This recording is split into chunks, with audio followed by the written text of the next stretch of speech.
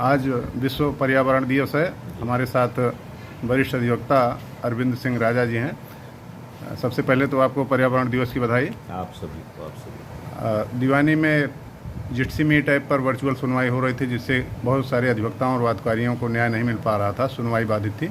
High court ने कल इस संबंध में आदेश पारित किया है कि अति आवश्यक मामलों की सुनवाई सोमवार से होगी, जिसमें सिविल और फौजदारी के भी मामले शामिल रहेंगे। इस बारे में विस्तृत जानकारी के लिए हम अरविंद जी के पास चलते हैं। बताएं क्या है पूरा विवरण। देखिए, माननीय उच्च न्यायालय ने कोविड-19 पैंडेमिक में फर्दर फंक्शनिंग के लिए 5 तारीख के बाद के लिए जो है वो सर्टेन नई गाइडलाइंस इशू किए हैं, कुछ अमेंडमेंट्स के साथ जी। तो जिसमें माननीय उच्च न्यायालय ने कहा है कि disposal of urgent miscellaneous applications का भी डिस्पोजल होगा। तो और उसमें वर्ड यूज़ किया है सच एज, तो मतलब कुछ एग्जाम्पल्स दिए हैं, लेकिन सच एज का मतलब कि वो एक ब्रॉड एस्पेक्ट है।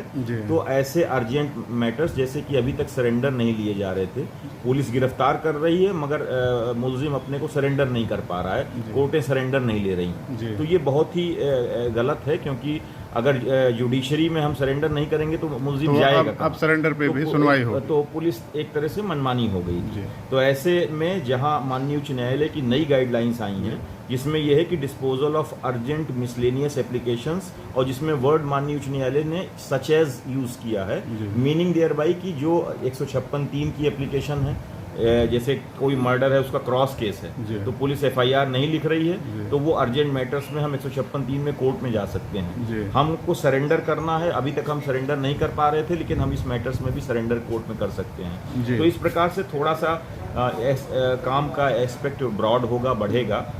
अब जो है हालांकि वर्चुअली अभी फंक्शनिंग ही होगी, और वर्चुअली फंक्शनिंग कोविड-19 पैंडेमिक को देखते हुए अभी मजबूरी है। कोरोना का संक्रमण भी जिले में आए दिन घट पड़ रहा है, किसी दिन केस ज़्यादा हो रहे हैं, किसी दिन कम। इसके बावजूद देखिए, ये तो सरकारी डाटा ठीक है और निश्चित रूप से कम भी हुआ है, लेकिन इसके बावजूद हमको अभी प्रिकॉशन तो लेने पड़ेंगे। इसी के साथ साथ माननीय उच्च न्यायालय ने सिविल मैटर्स में भी स्टे मैटर्स हुआ और फ्रेश सूट्स हुआ, तो उनके बारे में भी कुछ लीनियंट व्यू अडॉप्ट करते हुए उनकी भी फंक्शनिंग के लिए कहा है, और उसमें भी वर्ड यूज किया है एटसेट्रा।